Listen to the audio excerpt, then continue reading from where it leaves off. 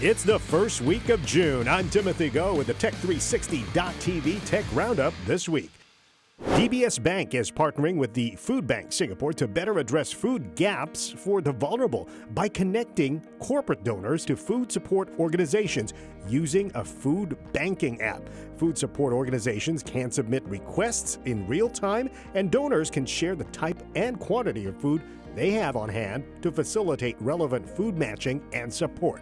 Launching in the last quarter of this year, DBS Bank will be financing the development of the app. Google has delayed the launch of the Android 11 public beta that was scheduled for June 3rd. A developer's preview has already been ready since February, yet there is no official launch date for the Android 11 public beta. That being said, some Google Pixel 4 owners have already been able to access the beta early. Although not stated, many believe that this delay is due to the ongoing unrest and protests in the U.S. that were triggered by the death of George Floyd. YouTube announces that it will donate $1 million to the Center for Policing Equity to portray solidarity against racism and violence and support the efforts to address social injustice. The Center for Policing Equity is a nonprofit research team consisting of research scientists and race and equity experts. Last year, YouTube banned videos promoting the superiority of any group in an effort to prevent discrimination against others based on their race, gender, caste, religion, sexual orientation, or even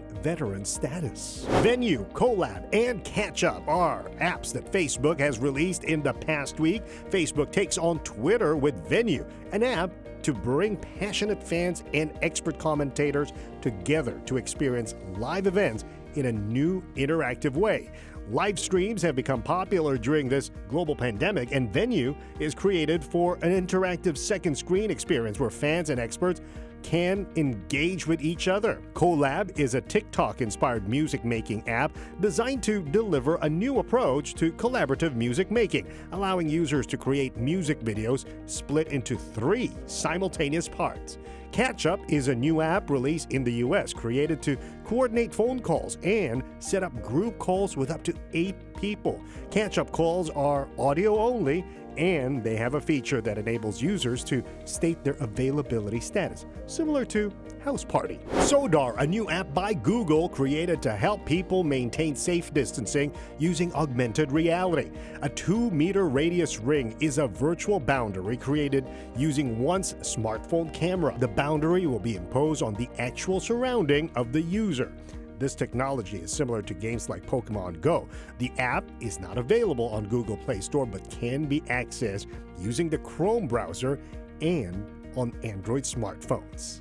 Artificial intelligence will soon be curating stories from news organizations and selecting headlines and pictures for Microsoft. These tasks were done by contract journalists in the past. An estimated 50 contract journalists will lose their jobs, but a team of full-time journalists will remain. The company stated that this decision is not a result of the global pandemic, but simply an evaluation of their business and experiment to cut costs with the usage of robot journalism. With the circuit breaker now over here in Singapore, CapitaLand Singapore is taking action to ensure the safe, gradual reopening of the city.